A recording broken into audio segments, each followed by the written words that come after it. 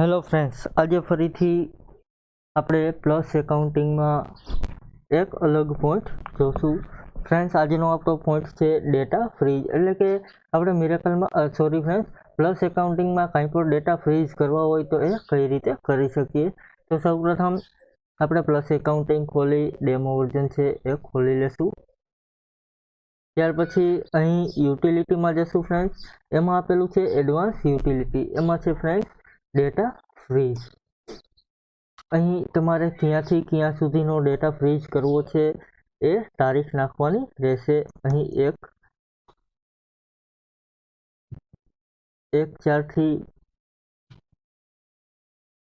30/9 સુધીનો data fridge કરી અહીં તમારે સિલેક્ટ જ કરવો હોય ડેટા. એટલે કે તમારે મેન્યુઅલી જે ડેટા છે એમાં સુધારો નથી કરવો, અથવા તો તમારે જે ઉપયોગી ડેટા છે એ જ ફ્રીઝ કરવો છે તો અહીં સિલેક્ટ કરી શકો. અહીં એકાઉન્ટ સેલ્સ આપેલું છે. બેંક પેમેન્ટનો ડેટા ફ્રીઝ કરવો છે. ત્યાર પછી બેંક રિસીપ્ટ, કેશ રિસીપ્ટ, જેનો ડેટા ફ્રેન્ડ્સ ફ્રીઝ કરવો હોય એ તમે અહીંથી લઈ શકો. અત્યારે અહીં બેંક પેમેન્ટનો ડેટા આપણે ફ્રીઝ કરીશું. અહીં બેંક રિસીપ્ટ કરી દઈશું, ટેબ આપીશું, અહીં ઓકે કરીશું.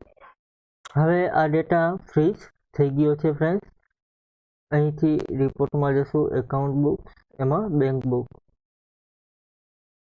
અહીં જોશો તો આપને સુધારો કરવા દેશે નહીં.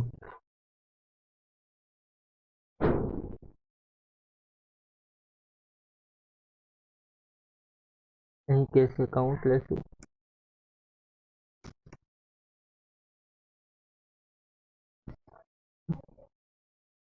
અહીં જોશો તો voucher data is freeze range can not add, modify or delete.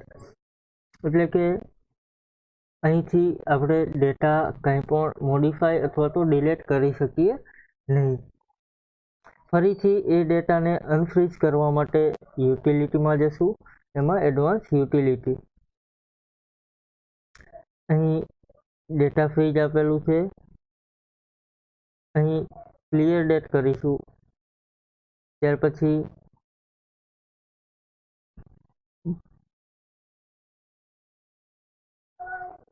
Data ફ્રીઝમાં clear date કરીને ઓકે કરી દઈશું.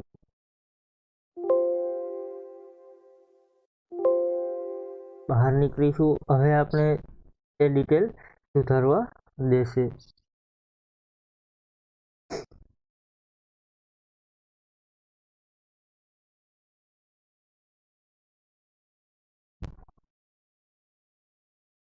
અહીં જોશો તો હવે આપણે એ ડિટેલ સુધારવા દેશે. Thank you friends.